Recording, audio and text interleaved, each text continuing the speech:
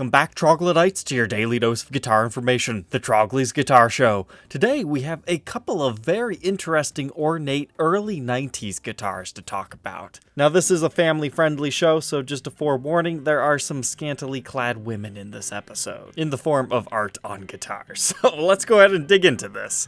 This was advertised as a Gibson Les Paul Rare, custom shop original one-off design, Glitter Girls, 1989 Les Paul Custom. And it's offered by Big House Guitars. You can find it on Reverb. So, I actually first found this thing on Instagram. I couldn't find the post again, but it later showed up on Reverb here, and it's just such a fancy piece. And the fact that this thing's from the late 80s makes it kind of cool. 1989, probably very late 89. But as you can see right here, it's taking some inspiration from like my Studio Custom XBL. Not as crazy as going for the Explorer headstock, but it has very similar white pickup rings and 3 humbuckers on here. But then you'll also notice, a wrap tail piece? Why? I think the whole reason why they decided to go for that on this particular one really comes down to this design that they have on the top. Now to me, that looks like some sort of a relief carving, because as you look at it from the edges, you can tell that it definitely sculpts down and then comes back up. So this is before, even the Snake Pit Les Paul relief carving. But as always with these art guitars, they always have some sort of a vine going on with leaves and stuff. But there's a multitude of colors: gold, green, blue, your typical Emperor stuff. But what really stinks about this is this guitar was not stored properly, I guarantee you, because it should not have as crazy finish checking as it does. I know sometimes it'll happen naturally, but in my opinion, it's ruined the entire guitar for me. Because if I'm going to buy an art guitar for a lot of money, I kind of expect it not to, have a whole bunch of blemishes. But if you're buying an art guitar, you better have a perfectly humidity controlled and environmentally controlled spot to put it, or else this is what's going to happen to it. But continuing on here, you're probably curious, what pickups do we have in here? See these large screws here? That means you 100% have the Bill Lawrence designed HB series of pickups, the L and R. So those look like this. They're the circuit board style. And we've got the regular golden knobs. But working our way up the fretboard, very similar to what we saw on the face of the guitar. They just have it in inlay format in mother of pearl. Looks like an ebony fretboard, but strangely enough, no fret nibs. I wonder if that was part of the custom order for this one. That seems rather strange to have this fancy art guitar with all this other stuff and then leave it nibless. And then the headstock has a continuation of that design. But on top of that, you get the headstock binding. This is that late 80s, early 90s look. Now this one, it's not too bad. It actually looks pretty okay. Sometimes they get fancy with other bindings, as we'll see later this episode, and then it starts to make it look really funny. But I love this late 80s Gibson logo. It's beautiful on this. And the straight up mother of pearl truss rod cover, that's pretty cool. Now you might be saying, hey, I thought you said there'd be ladies on this episode. Yeah, it's on the back of the guitar. Okay, so we've taken a page out of Zemidis' book, but instead of a metal topper, we have some sort of like a mother of pearl pearloid backplate that gets secured by some screws around here. But you can tell whatever material that they used for this has actually started to shrink, and it's cracked in certain areas, it's fallen down a lot. That's really unfortunate that a beautiful art guitar like this is, in such bad shape. And assuming this was celluloid, this would happen to pick guards all the time. It just happens from off-gassing. So this might have actually just been kept up in its case. And as this started to off-gas, it starts to do that. Sometimes it'll start changing the guitar's funky colors. So that's a bit of a bummer if you like this design that you have to deal with that. But it is kind of cool to see the wood beneath that. But right here, I was initially thinking this was stored in like a saltwater area, but now that I'm thinking about it, that's what happens to your hardware when this starts to off-gas, so that's probably what that was. Maybe this was in like an enclosed case and that happened. But some other things you might not have noticed if I didn't point it out. Check this out. Just like on a The Les Paul or Super Custom, this had a binding cap at the top right here. Normally they do that when they put some sort of like a flame maple veneer along the edges to make it look super fancy. But, with this white finish, I don't think they did that. But speaking of the finish, it looks to me that this is not actually Alpine white. You can see what pure white looks right here because we also have a heel cap that you don't normally find on a Les Paul. This is actually pearl white. You can check out this video if you want to see a pearl white Les Paul Custom in extra clean condition. That was a shortly lived 80s color, pretty much done by 89, so this was definitely some sort of a custom order where they wanted a sparkly white finish. But we can see the multiply binding on the front and top of this. But interesting to note that there's no finish on this part of the wood, but there was finish here. Now the finish checking along the heel cap, I mean, that's just expected. I wouldn't really discount anything off of that. But here is another ugly sin of this guitar. It was definitely on display, and they didn't have very good stands. That's called stand rash. It's usually those like surgical tube looking ones that are like reddish orange, brown color. That's what did that. It's really such a shame that an art guitar got destroyed by one of those. But here's what I really like about this guitar. It's still within the era when they're using the Custom Shop Original and Custom Shop Edition decals. So original means it was a one-off custom order, most of the time.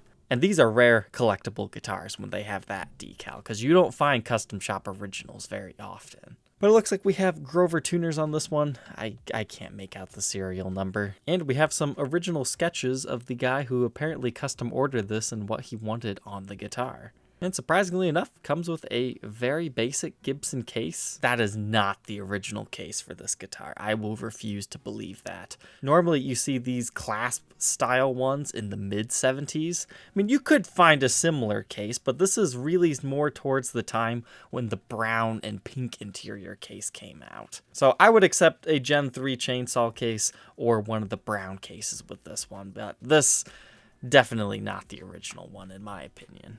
But despite having the wood chambered out to put that design on the back, still a hefty 11 pounds, 5.2 ounces. That is chunky. So let's see what they have to say here. It's a once-in-a-lifetime opportunity for a one-of-a-kind Gibson pre-custom shop one-off guitar. Okay, they've got that right. Okay, so those sketches we saw were the original ones done by the creator of this guitar, Greg Rich, and it was custom commissioned by a Japanese collector, Akira Sumara, in 1988 and completed in 89. Yep, that seems to go okay. Oh wow, and I guess George Gruen has appraised this back in 1999, and that's when he found out that this was named The Glitter Girls.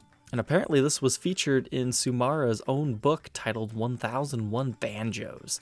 Anytime a guitar is featured in a book, that normally helps pump its value up just a little bit. It depends how popular that book is. It's clearly not all about guitars, though, if it's named 1001 Banjos. And apparently the neck stand rash was there for 10 years already. So this must have been brand new and instantly put in some sort of a display. And Gruen said that there's no established going market rate for this, and this is 1999, but he thought it'd be worth about $25,000. So naturally, these guys, they take that quote, they add 20 years, they're trying to get $40,000 for it. In my opinion, I think they're way off on this one due to the condition. I get it. It's been featured in a book. It's a fancy art guitar. It's going to appeal to a certain collector. It does have the cool factor that it's from 1989, but the condition, it's just not there. And even though it might have been a 100% original design back in the day, Gibson later reused this design, so you can actually get something very similar. So that moves us on to our next one. From 1992, the Penthouse Pet of the Year, Brandy Lee Ledford.